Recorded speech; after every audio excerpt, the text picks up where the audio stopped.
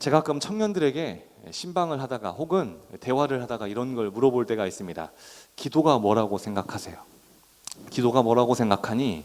이런 질문을 할 때가 있습니다. 그러면 청년들이 대답을 못하는 게 아닙니다.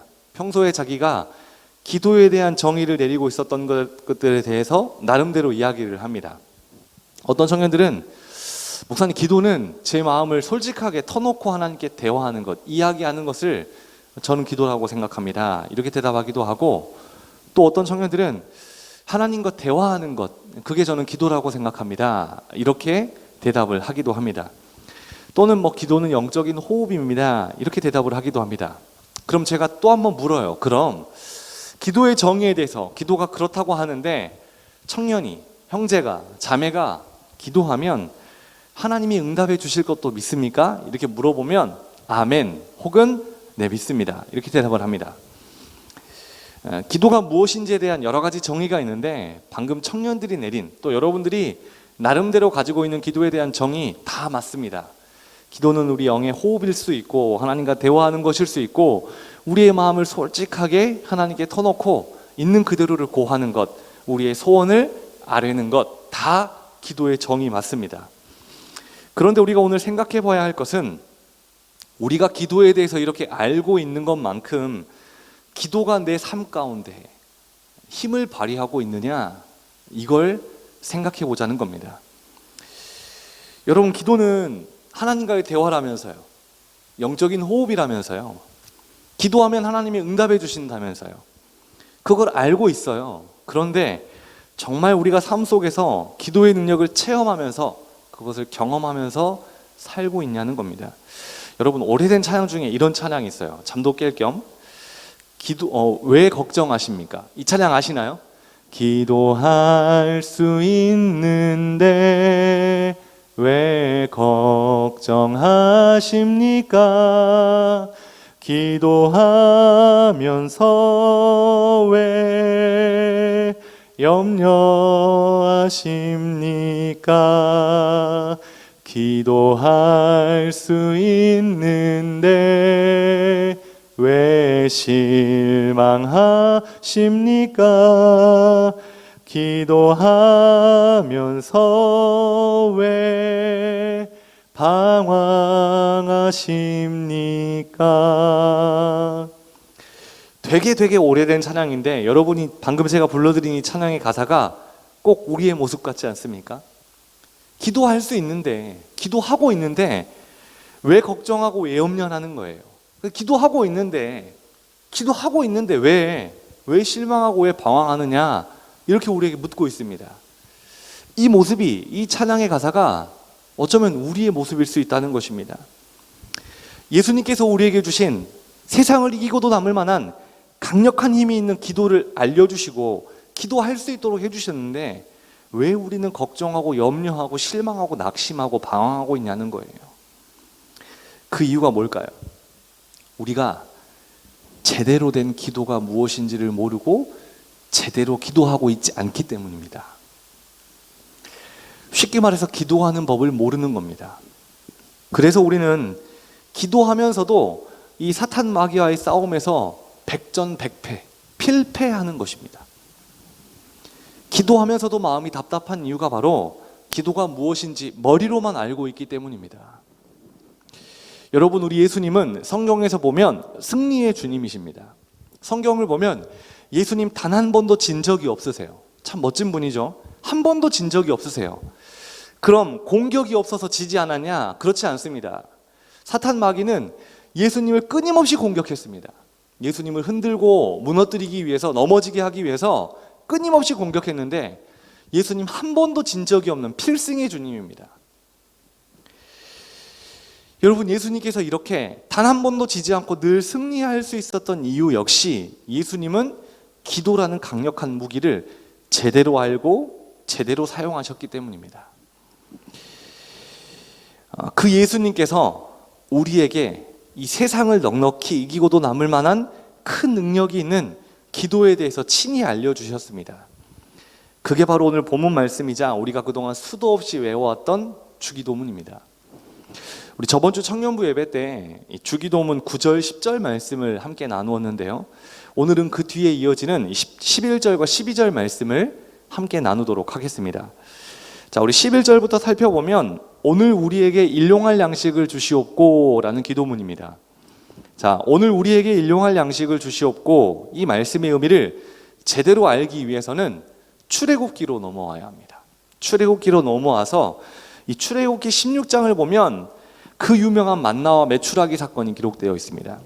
다들 잘 알고 있죠?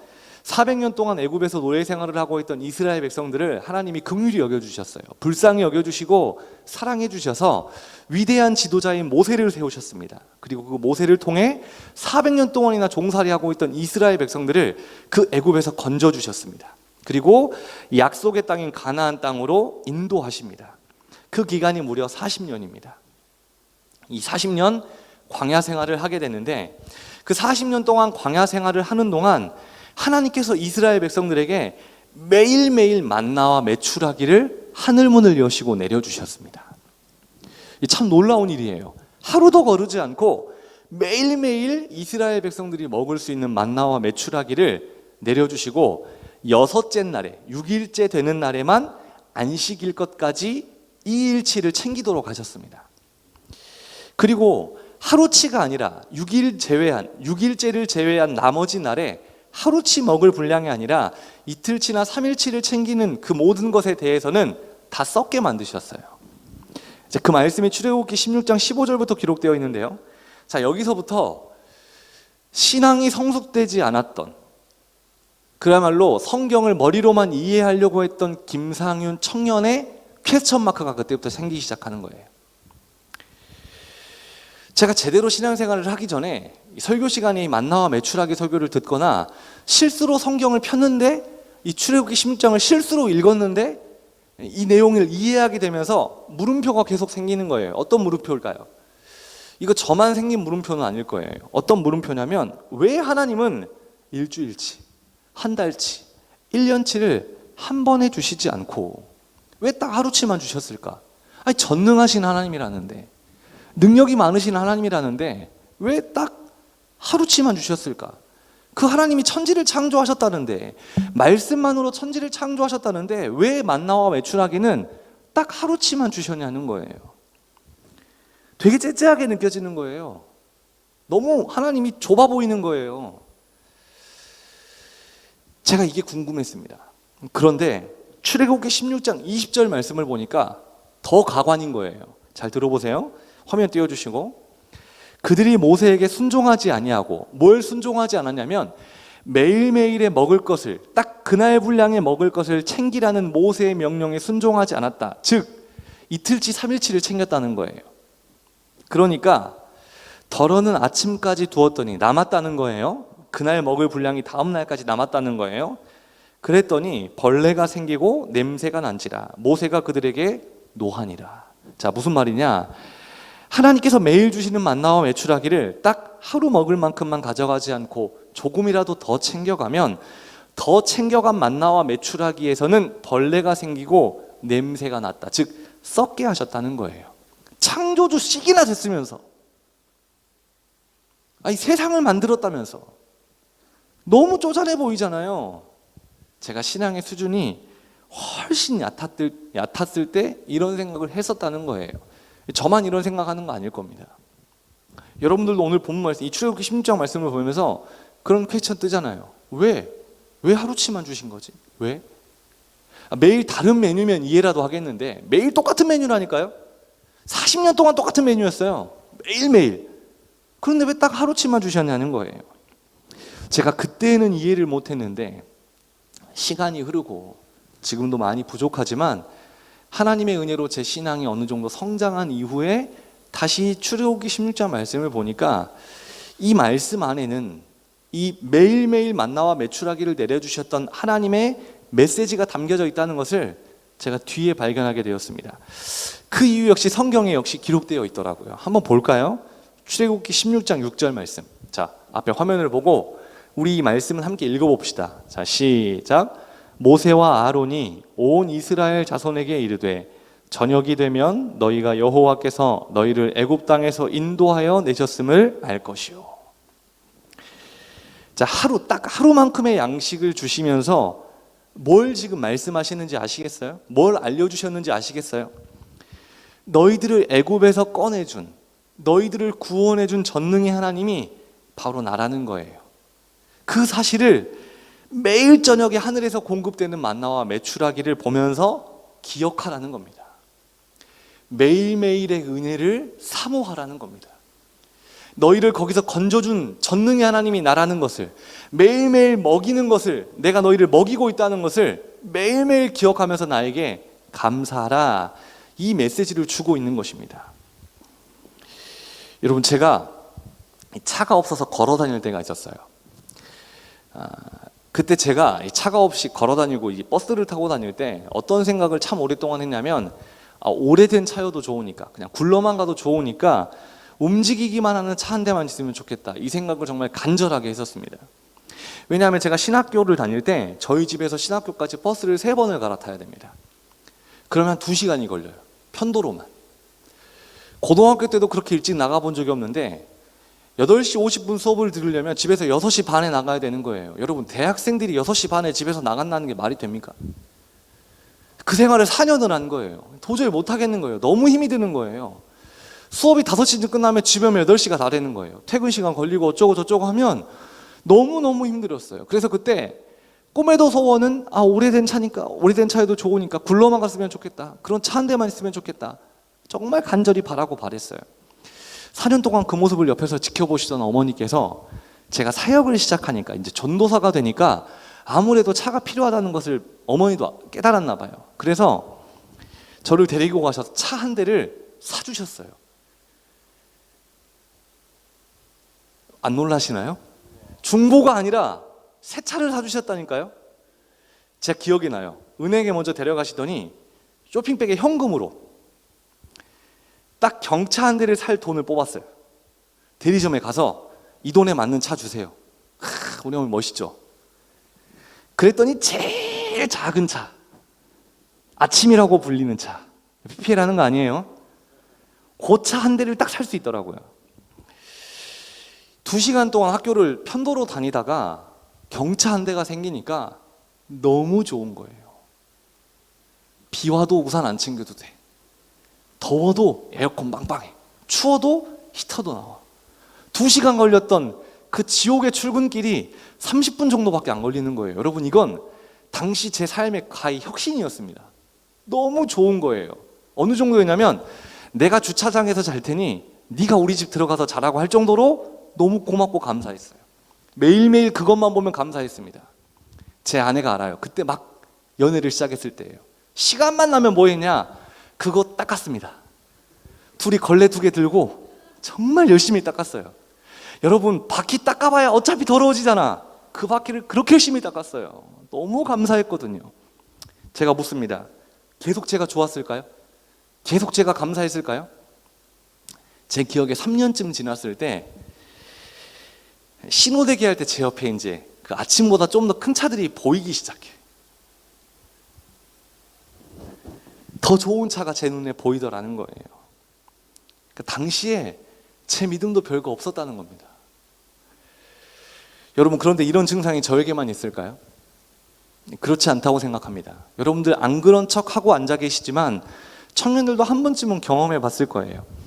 지금 내가 가지고 있고 누리고 있는 것보다 더 좋은 것, 더 큰 것, 더 최신의 것을 들고 있는 사람들을 보면서 부러워하는 것. 저만 그랬어요? 여러분들도 그랬잖아요. 내가 살고 있는 집보다 좀 더 넓은 집, 내가 타고 다니는 차보다 좀 더 좋은 차, 내가 다니는 직장보다 더 연봉이 높은 직장을 다니는 그런 사람들을 부러워하고 또 부러워하는 게 우리의 연약한 모습이라는 겁니다. 여러분, 우리는 먹을 양식이 한 달치가 있으면 한 달 동안 먹을 것이 있는 것에 감사하기보다는 1년치가 없음에 불평하는 존재들입니다. 그게 우리 연약한 인간의 본성이에요. 하나님이 그런 연약한 우리 인간의 본성을 잘 알고 계셨습니다. 그래서 하나님께서는 이스라엘 백성들에게 딱 하루치의 양식만 허락하셨습니다. 그것을 통해서, 이 훈련을 통해서 매일매일 공급해 주시는 그 만나와 메추라기에 감사라는 거예요. 즉 매일매일 너에게 주어지는 은혜에 감사라는 겁니다. 이미 네가 누리고 있는 것을 돌아보고 그것에 감사하는 것이 먼저라는 것을 매일매일 만나와 메추라기를 내려주심으로써 그것을 깨닫게 해주신 것입니다. 그게 오늘 하루치의 양식을 우리에게 주셨던 하나님의 가르침이자 메시지였습니다. 사실 여러분, 우리는 너무나 많은 것들을 이미 누리고 있습니다. 그런데 우리는 이미 우리에게 베풀어 주신 수만 가지의 것들보다 아직 주어지지 않은 몇 가지 때문에 하나님께 원망하고 불평하게 되는 것입니다. 여러분, 그렇지 않습니까? 방금 제가 여러분들에게 우리는 이미 수만 가지의 것들을 누리고 있습니다 라고 이야기할 때 우리 청년들 중 마음속에 이런 생각한 청년들이 있을 거예요. 아닌데요, 목사님. 저 아무것도 안 주셨어요. 남들에게 있는 좋은 부모도 안 주셨고 건강도 안 주셨어요. 돈도 안 주셨어요. 똑똑한 머리도 안 주셨어요. 좋은 외모도 안 주셨어요. 좋은 배우자도 안 주셨습니다. 저 하나님께 받은 거 하나도 없습니다. 이렇게 반문하는 청년이 있을 수 있습니다. 얼마든지 그럴 수 있어요. 좋습니다. 100번 양보해서 그렇다 칩시다. 그렇지만 우리가 받은 것 중에 그 모든 것을 상쇄시킬 만큼 좋고 큰 것이 있습니다. 여러분, 그게 뭘까요? 여기 있는 우리 한 사람도 빠짐없이 다 이거 받았어요. 구원입니다. 우리 다 구원받았잖아요.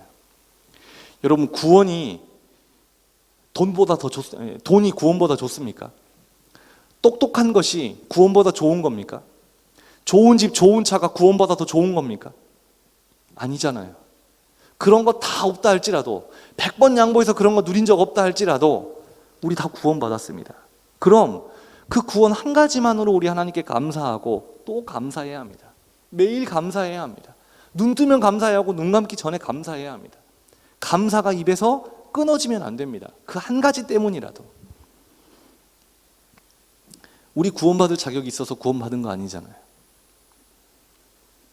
자격도 없고 아무런 조건도 안 되는 우리에게 이 구원이라는 그 어떤 것과도 비교할 수 없는, 그 어떤 것보다도 값진 귀한 선물을 우리에게 주셨으니까 우리 그것만으로도 감사하며 살아가야 할 줄 믿으실 수 있기를 바랍니다. 그런데 우리가 기도할 때 보면 자꾸 없는 것들만 더 달라고 해요. 이거 없으니까 이것도 주셔야 합니다. 이거 없으니까 이것도 주셔야 합니다. 이것도 없으니까 이것도 필요하니까 이것도 더 주셔야 합니다. 더 달라고 기도합니다. 부탁드리기는 기도의 수준을 한 단계 끌어올리시기 바랍니다. 자꾸 달라고만 구하지 마시고 이미 내가 받은 것들에 대해서 감사해 보세요.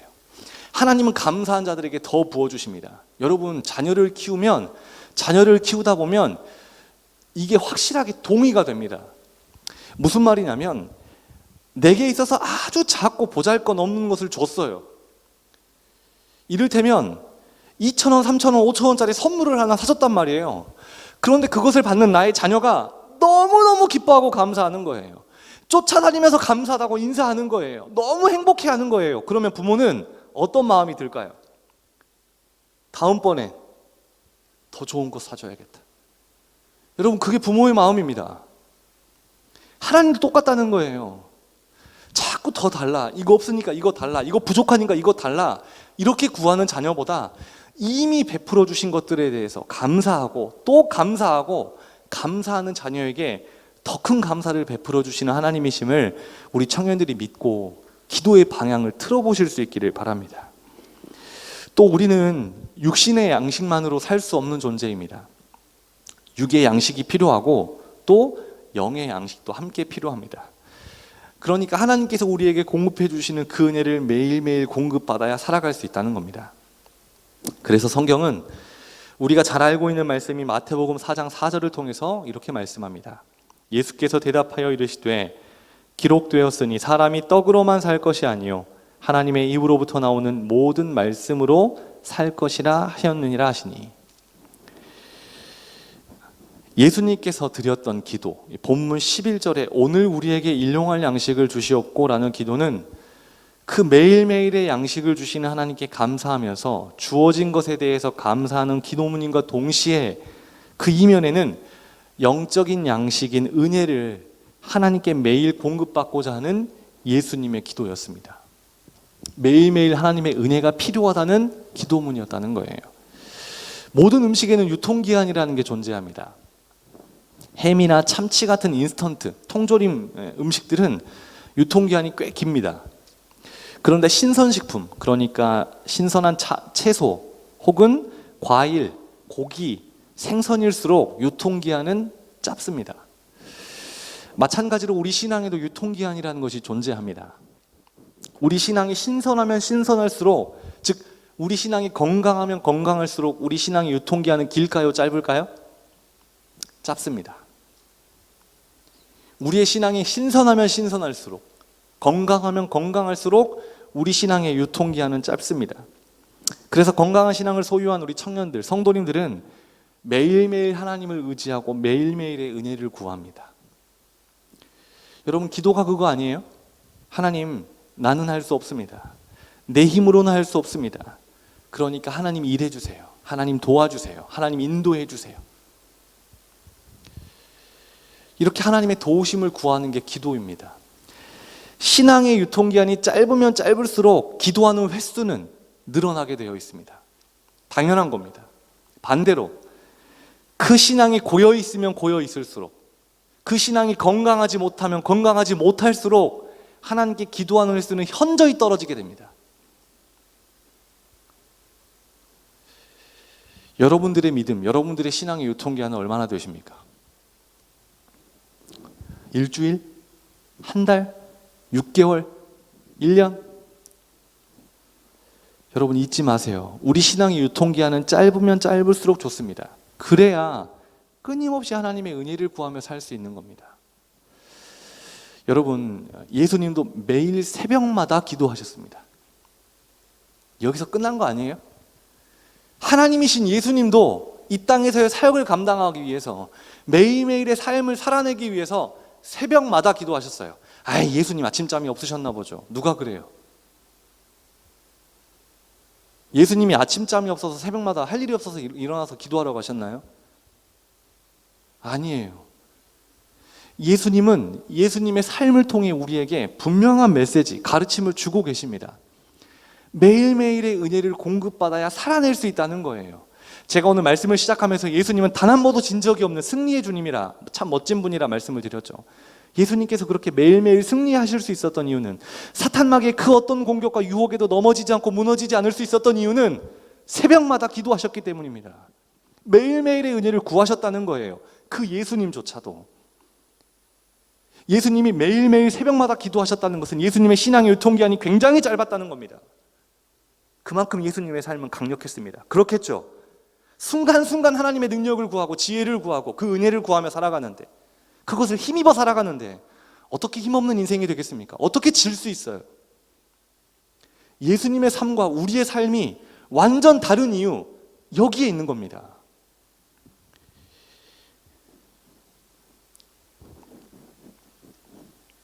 우리 청년들 중에도 요즘 참 기특하게도 수련회를 앞두고 새벽 예배에 나와서 기도하는 청년들이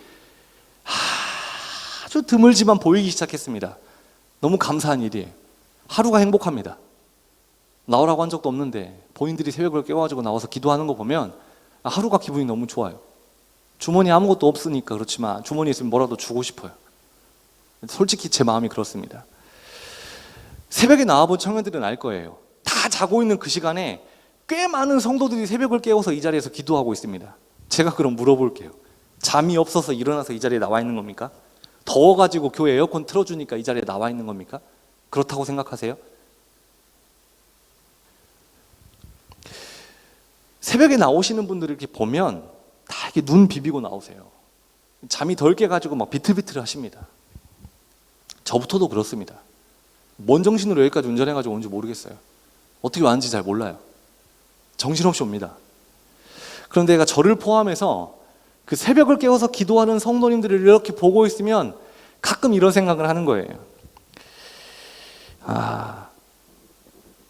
할 수 없으니까 오는구나. 저 성도님들, 저 삶을 다 알 수는 없지만 삶의 문제를 본인이 해결을 못 하겠으니까, 하나님 말고는 답이 없으니까 나와서 지금 기도하는구나. 나부터도 그렇거든요. 하나님을 의지하러, 그 은혜 공급받으러, 능력 공급받으러, 지혜 공급받으러 잠도 포기하고 나와서 기도하는구나. 자, 그럼 하나님이 그런 모습을 보신다면 어떤 마음이겠어요?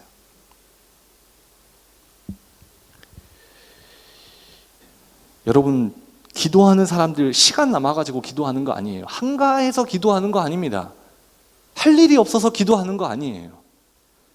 똑같이 바쁘고 똑같이 피곤합니다. 그렇지만 내가 할 수 없기 때문에, 나의 한계를 경험했기 때문에, 이것은 하나님의 영역인 것을 깨달았기 때문에 그 문제를 들고 나와서 하나님께 해결해 달라고, 하나님 도와달라고, 하나님 인도해 달라고 하나님의 도우심과 일하심을 구하는 것 아니겠습니까?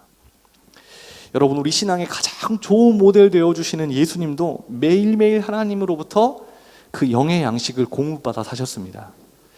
예수님의 삶이 곧 기도였다는 거예요. 여러분, 생각만 해도 가슴 뛰지 않습니까? 쉼없이 하나님과 대화하며 사는 삶, 끊임없이 하나님과 교제하는 삶, 나의 한 발자국, 그 한 발자국을 내디딜 때마다 하나님께서 인도해 주시는 삶. 여러분, 이런 삶을 꿈꾸세요. 이런 삶을 살고 싶다면 기도하십시오. 기도밖에 없습니다. 기도해야 합니다. 하나님이신 예수님도 그렇게 기도하시면서 이 땅을 사셨습니다. 우리가 뭐라고? 우리가 예수님보다 나은 게 뭐가 있다고 우리 기도하지 않습니까?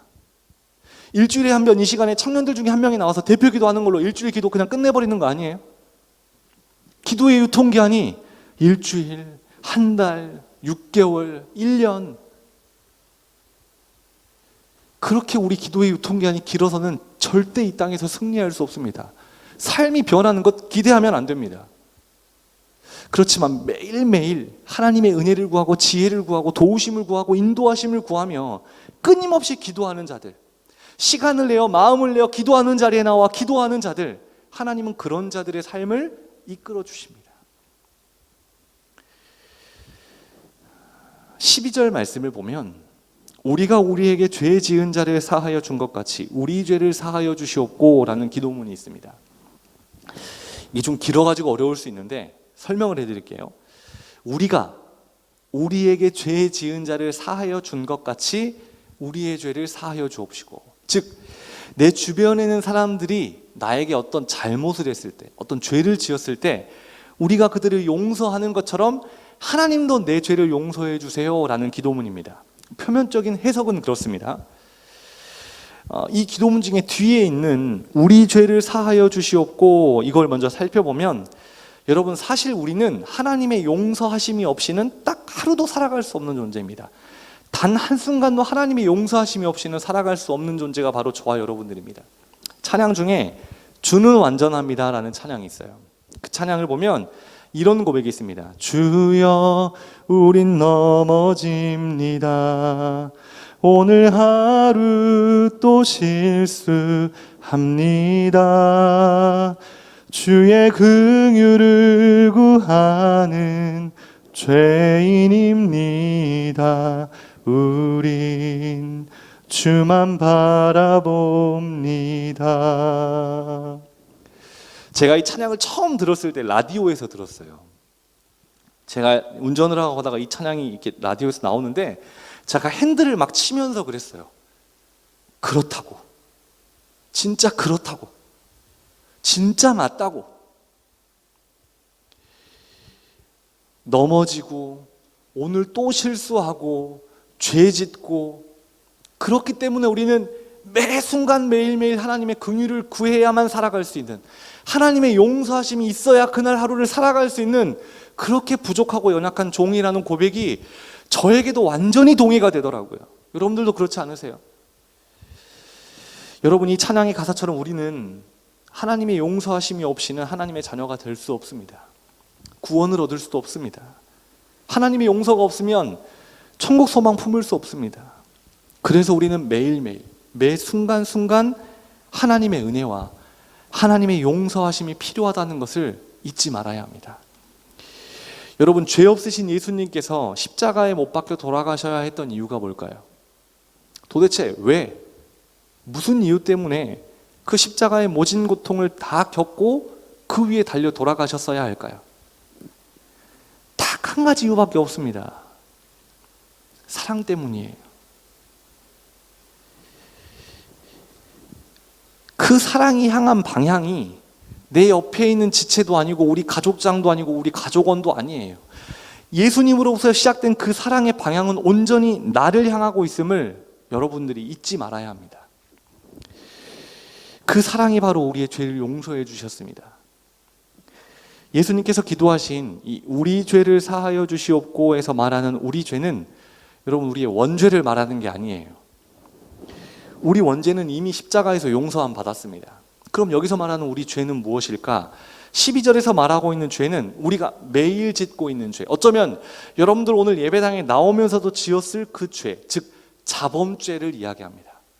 원죄가 아닌 자범죄. 여러분 붕어 IQ가 약 5 정도가 된다고 합니다. 그래서 미끼가 걸려있는 낚싯줄을 물었다가 운 좋게 빠져나와도 한 바퀴 삥 돌고 다시 그 낚싯줄을 무는 게 붕어라고 합니다. 우리가 가끔 머리가 썩 좋지 못한 사람을 비유할 때, 죄송합니다, 원래 붕어에게는 이런 표현을 쓰는 거예요. 붕어 대가리. 붕어 대가리라고 부릅니다. 이렇게 놀립니다. 여러분 그런데 우리 이 표현 함부로 쓰면 안 됩니다. 왜 안 될까요? 누워서 침 뱉기라 그렇습니다. 우리가 붕어입니다. 그러니까 우리 머리가, 여기까지만 할게요. 다른 사람 놀릴 거 없다는 거예요. 어쩌면 우리 붕어보다 더 미련하고 바보스럽게 살아갈 수도 있습니다. 볼까요? 오늘도 우리는 거짓을 이야기합니다. 이 땅의 모든 직장 상사는 다 나쁜 사람들이기 때문에 오늘도 우리는 그 직장 상사를 마음속으로 500번, 5000번을 죽입니다. 또 우리는 음란과 탐욕의 죄를 짓습니다. 내 자녀, 내 돈, 내 건강, 내 성공을 위해 하나님보다 그것들을 더 사랑하는 우상 숭배의 죄를 짓습니다. 세상의 시간을 이렇게 내어주면서 하나님을 위해서 시간은 이만큼도 아까워합니다. 세상에 내 마음은 이만큼 다 주면서 하나님께 마음을 드릴 때에는 수백 번 고민하고 이만큼 드립니다. 드리고서도 아까워합니다. 그리고 십자가 앞에서 무릎 꿇고 눈물로 가슴을 찢으며 회개하며 부르짖습니다. 그리고 스스로 위안을 삼고 저 예배당 문을 열고 나갑니다. 나 뭐 했다는 거예요? 회개했다는 거예요. 좋습니다. 그리고 시간이 흘러서 6개월 뒤에 청년부의 수련회가 다시 찾아옵니다. 그때 목사님이 또 우리의 죄를 놓고 기도하자고 합니다. 용서해달라고, 회개하자고 합니다. 그럼 6개월 전에 회개했던 그 기도 제목을 다시 가지고 와서 다시 또 용서를 구합니다. 틀림없이 6개월 전에 그 죄의 문제를 가지고 눈물 콧물 쏟으면서 이 자리에서 눈물 쏟으며 기도했는데 저 문 열고 나가서 똑같은 죄 또 짓는 거예요. 그리고 6개월 뒤에 그 문제를 가지고 똑같이 들고 이 자리에 나옵니다. 또 기도합니다. 작년에 기도했던 거 올해 또 기도합니다. 올해 기도했던 거 내년에 또 기도합니다. 붕어가 아까 미끼가 달린 낚싯줄을 잡았다가 운 좋게 풀려나도 한 바퀴 삥 돌고 또 문다고 했죠. 우리의 모습하고 뭐가 다릅니까?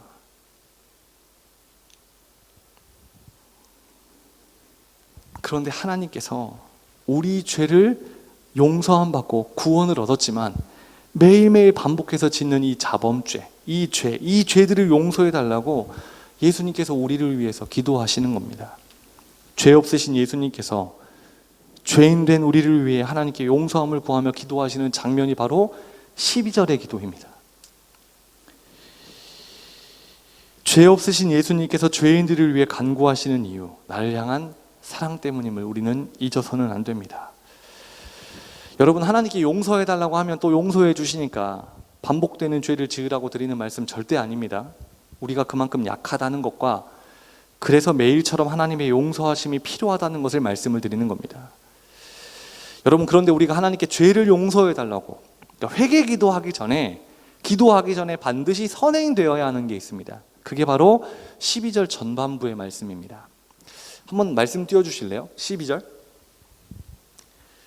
말씀 한번 띄워주세요. 자, 우리 12절 말씀 안 나오나요? 네, 12절. 자, 저 한번 읽어봅시다. 아니요, 여기, 이대로 멈춰주세요.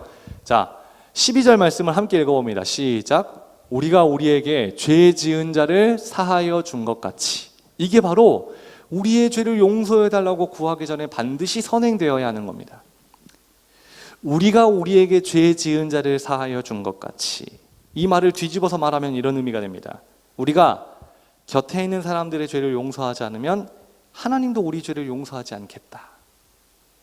나의 부모님을 용서하지 않고는, 내 친구와 동료와 직장 상사를 용서하지 않고는, 지금 곁에 있는 동역자를 용서하지 않고는, 그리고 가장 중요한 나 스스로를 용서하지 않고서는 하나님의 용서하심을 누릴 수 없다.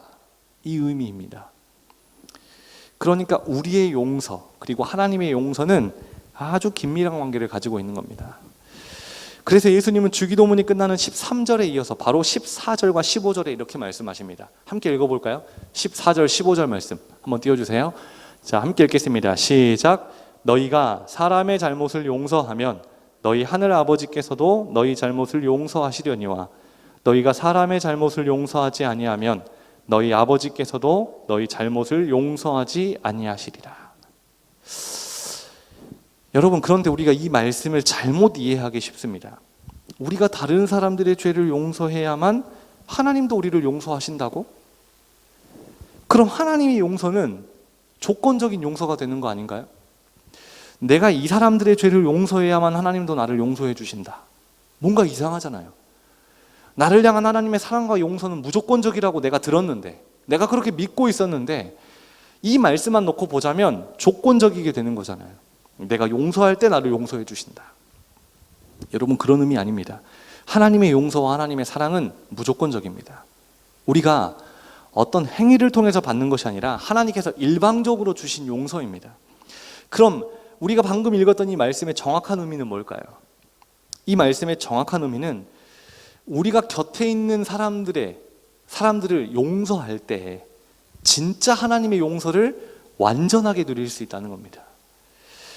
여러분, 세상에서 가장 고통스러운 일 중 하나가 바로 사람을 미워하는 일입니다. 우리는 내가 누구를 미워하면 내가 미워하는 그 사람이 힘들 것 같잖아요. 그런데 여러분들 누군가를 미워해봐서 알 거예요. 내가 누군가를 미워하면 누가 더 힘들던가요? 내가 힘드나요? 내가 미워하는 그 사람이 힘드나요? 내가 힘듭니다. 저도 누군가를 참 많이 미워해 본 적이 있기 때문에 잘 알고 있습니다. 어떤 목사님께서 이런 말씀 하시더라고요. 미워하는 사람은 뒤통수만 봐도 밉더라. 예배 드리려고 딱 앉았는데 저 앞에 내가 미워하는 사람의 뒤통수가 보여요. 그게 미운 거예요. 그게 싫은 거예요. 저도 그 말에 전적으로 동의합니다. 뭐 뒤통수만 밉습니까? 그 사람이 하고 있는 모든 게 싫어요. 같은 공간에 있는 것도 싫습니다. 어쩌면 지금 이 자리에 부모님, 친구, 자녀 혹은 직장 동료나 교회 안에서도 누군가를 미워하고 용서하지 못하고 있는 청년들이 있을 수도 있습니다. 또는 미워하는 대상이 남이 아니라 나 스스로를 미워하고 나 스스로를 정죄하면서 스스로를 용서하지 못한 청년들도 이 자리에 있을 수 있습니다. 사람 미워해 보셨죠? 막 기쁨이 넘치고 콧노래가 나오던가요? 아닙니다. 참 가슴이 답답해지고 마음에 큰 돌이 들어있는 것처럼 무거워집니다. 내 영혼이 상처를 입어서 계속 피를 흘립니다. 누구를 미워하면 우리 그렇게 힘듭니다. 그런데 진짜 누군가를 미워할 때 나를 가장 힘들게 하는 게 뭐냐? 나를 향한 하나님의 용서하심을 내가 온전히 누리지 못한다는 겁니다. 우리가 누군가를 미워하고 용서하지 못하고 있으면 나를 향한 하나님의 용서하심을 내가 온전하게 누릴 수 없는 것, 이게 바로 우리 안에 미움이 남아있고 용서하지 못했을 때 우리가 받는 큰 해악입니다. 당연한 거예요. 하나님의 용서를 온전히 누리고 싶다면 내 곁에 있는 이들을 먼저 용서해야 합니다. 부모님과 친구들을 용서해야 하고 직장 동료를 용서해야 하고 나 스스로를 용서해야 합니다. 내가 먼저 용서해야 나를 향한 하나님의 용서하심이 얼마나 크고 위대한 것인지를 그때 온전히 깨닫고 누릴 수 있게 되는 겁니다. 여러분, 물론 말처럼 쉬운 일은 아닙니다. 하지만 내 영혼을 위해서라도 우리는 내가 아직 용서하지 못하고 있는 내 주변에 있는 사람들과 나 스스로를 용서해야 합니다. 그 사람들을 위해서 용서하라는 게 아니에요. 하나님의 용서하심의 은혜를 온전히 누리기 위해 나를 위해서 용서하라는 겁니다. 예수님께서 지금 그것을 기도하고 계시는 거예요. 우리가 우리 곁에 있는 우리 곁에 나를 상처 주고 나에게 아픔을 줬던 사람들을 용서할 때 그때 나를 향한 하나님의 용서하심의 은혜를 온전히 누릴 수 있기 때문에 그래서 용서하라 말씀하신 겁니다. 그들을 위해서가 아니라 사랑의 방향이 흐르고 있는 나를 위해서 예수님께서 이렇게 기도하라 말씀하신 겁니다. 여러분, 우리가 그 사람들을 용서할 때, 나 스스로를 용서할 때 그때 우리는 그 하나님의 사랑, 그 은혜를 온전하게 누릴 수 있는 겁니다. 오늘 말씀을 정리하겠습니다. 오늘 우리는 가장 바른 기도이자 강력한 기도인 주기도문 중 11절과 12절 말씀을 살펴봤습니다. 11절에서 이야기하는 기도의 핵심은 이겁니다. 예수님께서 기도할 때, 하나님께 기도할 때 날마다의 양식을 구하셨습니다. 그날의 양식을 구하셨다는 거예요. 매일의 양식. 예수님이 구하셨던 양식은 두 가지로 나뉠 수 있습니다. 하나는 우리 육신의 양식이요, 또 하나는 영적인 양식, 영혼의 양식입니다. 만나와 메추라기 사건을 통해서 이미 우리에게 너무나 많은 것들을 주신 그 하나님을 찬양하고 감사할 줄 알아야 된다, 이렇게 말씀을 드렸어요. 여러분, 나한테 없는 것 보기 시작하면 한도 끝도 없습니다. 내가 가지고 있는 것보다 좋은 것 보기 시작하면 한도 끝도 없습니다. 제가 말씀드렸잖아요. 오래돼도 좋으니까, 허름해도 좋으니까, 낡아도 좋으니까 굴러만 가는 차 한 대만 있으면 좋겠다. 정말 그것만 있으면 소원이 없겠다. 너무너무 간절히 바라고 바랬는데, 그래서 그것보다 더 좋은 것, 제가 구했던 것보다 더 좋은 것을 주셨는데 얼마 안 가더라는 거예요. 왜 얼마 안 갔을까요? 그 감사와 감격이 얼마 안 간 이유는 아주 간단합니다. 내게 없는 다른 것들을 바라봤기 때문이에요. 이미 내게 주시고 내게 베풀어 주신 것들을 바라보고 감사했으면 그 감사와 감격이 계속 됐을 텐데, 나한테 없는 것들을 본능적으로 보는 거예요. 나보다 좋은 것들을 본능적으로 보는 거예요. 나보다 연봉 높은 직업 가진 친구들을 본능적으로 보게 되는 거예요. 나보다 금수저인 친구들 본능적으로 보는 거예요. 나보다 좋은 학교 다닌 친구들 본능적으로 보는 거예요. 그러니 불행해지는 거예요. 감사가 없는 겁니다. 예수님께서 가르쳐 주신 이 주기도문을 통해서 우리에게 그것을 회복하라 말씀하십니다. 감사하고 감사하고 감사하라. 이미 수만 가지의 것들을 허락하셨으니 이미 우리에게 허락되고 우리가 누리고 있는 것들을 바라보면서 감사하라.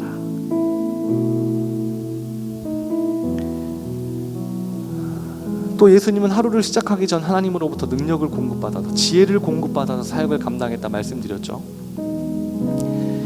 하늘로부터 매일매일 능력과 지혜를 공급받은 예수님의 삶은 성경에도 기록되어 있지만 승리의 삶이었습니다. 단 한 번도 진 적이 없었어요. 세상과 사탄 마귀의 세력에 단 한 번도 흔들리지 않았습니다. 단 한 번도 물러서지 않았고 단 한 번도 넘어지지 않았습니다. 예수님이니까? 아니에요. 예수님은 우리도 가능하니까, 이렇게 기도하면 너희의 삶도 이렇게 될 수 있으니까 이렇게 기도하라고 이 주기도문을 알려주셨습니다. 매일매일 영적인 양식을 공급받으세요. 하나님의 능력을 구하고 지혜를 구하세요. 하나님, 오늘 또 하루를 살아내야 합니다. 그런데 나의 힘으로는 반발자국도 갈 수 없사오니 나를 도와주시고 지혜를 더하시고 인도해달라고. 또 내일의 삶은 하나님께서 내일 또 인도하실 것을 믿사오니 하나님, 오늘도 나에게 충분한 능력을, 그 지혜를 허락해달라고 구해야 합니다. 우리는 이렇게 매일매일의 은혜를 구하며 살아갈 때 세상을 이길 수 있습니다. 12절에서 이야기하는 기도의 핵심은 이렇게 말씀드렸습니다. 나를 힘들게 하고 나를 아프게 하는 사람들을 내가 용서할 때, 진심으로 그들을 용서하고 혹은 나 스스로를 용서할 때 나를 향한 하나님의 용서하심의 은혜를 온전히 누릴 수 있다 말씀드렸습니다. 미워하면 내가 미워하는 그 대상이 힘들지 않습니다. 미워하는 내가 힘들어요. 세상에서 제일 잔인한 것, 그게 누군가를 미워하는 것입니다. 누군가를 미워하면 미워할수록 나는 죽어가는 거예요. 나는 상처가 점점 심해지는 거예요. 하나님은 그런 삶을 기대하시지 않습니다. 그래서 우리에게 용서하라 말씀하십니다. 그들을 위해서가 아니라 너를 위해서. 내 시선이 머무르고 있는 너의 영혼을 위해서 이제 그만 용서하라는 거예요. 그렇게 용서할 때 너를 향한 나의 용서하심의 은혜를 네가 온전히 누릴 수 있으니 이제 그만 용서하라 말씀하십니다. 여러분, 용서하세요. 쉬운 일 아닙니다. 저도 평생을 용서하지만 또 용서해야 하고 또 용서해야 합니다. 제가 그 사람을 용서하려고 이렇게 부단히 애를 쓰는 이유는 그 사람을 위해서가 아니에요. 제가 나를 향한 하나님의 용서하심의 은혜를 온전히 누리고 싶기 때문에 그 사람을 용서하려고 발버둥 치는 겁니다. 한순간에 되지 않아요. 그렇지 않습니다. 서서히 되는 겁니다. 끊임없이 용서하고 또 용서해야 합니다. 여러분, 어제부터 청년들이 모여서 기도를 하기 시작했습니다. 제 역할은 여기까지입니다. 여러분들이 기도할 수 있는 기도의 장을 만들어주는 것, 거기까지가 제 역할이에요. 기도하는 건 여러분들의 몫입니다. 기도하기 위해서 여러분들이 시간을 내어 마음을 내어서 그 발걸음을 가지고 오는 것은 여러분들의 몫입니다. 8월 12일부터 진행되는 우리 청년부 수련회도 마찬가지입니다. 수련회 최선을 다해서 준비하겠습니다. 제 역할은 거기까지입니다. 그 수련회에 참여해야겠다. 그래서 기도해야겠다. 기도함으로 하나님이 주시는 그 놀라운 은혜를 내가 삶 가운데 경험해야겠다. 내 삶을 반전시켜야겠다. 상처를 회복해야겠다. 나를 향한 하나님의 음성을 또렷하게 들을 수 있어야겠다. 하나님의 인도하심을 받아야겠다. 하나님과 동행해야겠다. 이런 믿음의 결단을 하는 건 여러분들입니다. 여러분들이 시간을 내어 마음을 내어 참여해야 합니다. 참석해야 합니다. 그때 그렇게 모여서 우리가 기도할 때 하나님 그 자리에 틀림없이 임재하실 것입니다. 그리고 우리가 구하는 것 30배, 60배, 100배 이상의 것을 허락해 주실 것입니다. 바라기는 가장 바른 기도, 가장 강력한 기도로 말미암아 하늘문이 열리고 정말 그 은혜의 빗줄기가 청년들의 삶 속에 부어지게 되기를 주님의 이름으로 축원합니다.